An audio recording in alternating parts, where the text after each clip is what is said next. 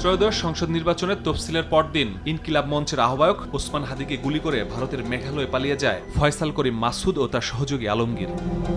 ৩ মাসের মাথায় প্রতিরক্ষা গোয়েন্দা তথ্যের ভিত্তিতে পশ্চিমবঙ্গের ২৪ পরগনার বরনগাঁও থেকে ফয়সাল ও আলমগীরকে গ্রেফতার করে স্পেশাল টাস্ক ফোর্স এসটিএফ। অবৈধ অনুপ্রবেশের মামলায় দুজন এখন ১৪ দিনের পুলিশ রিমান্ডে। গ্রেফতারের খবর জানার পর থেকেই আসামিদের ফেরাতে তৎপর বাংলাদেশ।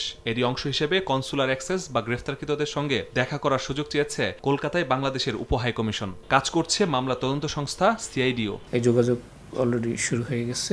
স্বরাষ্ট্র এবং পররাষ্ট্র মন্ত্রণালয়ের ইনভলভমেন্ট, আমাদের পুলিশ হেডকোয়ার্টার আছে এবং হাই কমিশনগুলো কাজ করতেছে।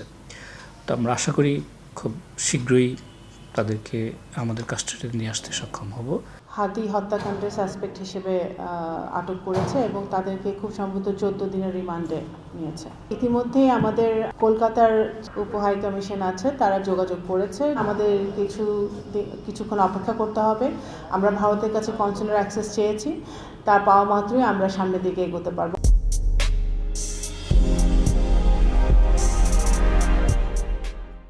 বন্দি বিনিময় চুক্তির মাধ্যমে হাদির খুনিদের দ্রুত ফিরিয়ে আনতে আশাবাদী আইজিপি ও স্বরাষ্ট্রমন্ত্রী। কূটনৈতিক চ্যানেলে ফরেন মিনিস্ট্রি থেকে তাদের সাথে যোগাযোগ হয়েছে, তারা এই ব্যাপারে কার্যক্রম গ্রহণ করছে। হয়তো অচিরেই ইনশাল্লাহ আমরা দেখতে পারবো তারা বাংলাদেশে আমরা আনতে সক্ষম হব। ইতিমধ্যে স্বরাষ্ট্র মন্ত্রণালয়ের পক্ষ থেকে পদক্ষেপ নেওয়া হয়েছে। পররাষ্ট্র মন্ত্রণালয়কে আমরা অনুরোধ করেছি তারা যেটা extradition treaty in between two countries আছে সেই মতে আমাদেরকে ফেরত দিবেন বলে আমরা আশা করছি। আসামিদের ফিরিয়ে আনা গেলে হাদি হত্যার প্রকৃত কারণ জানা যাবে বলে মনে করেন তদন্তকারীরা।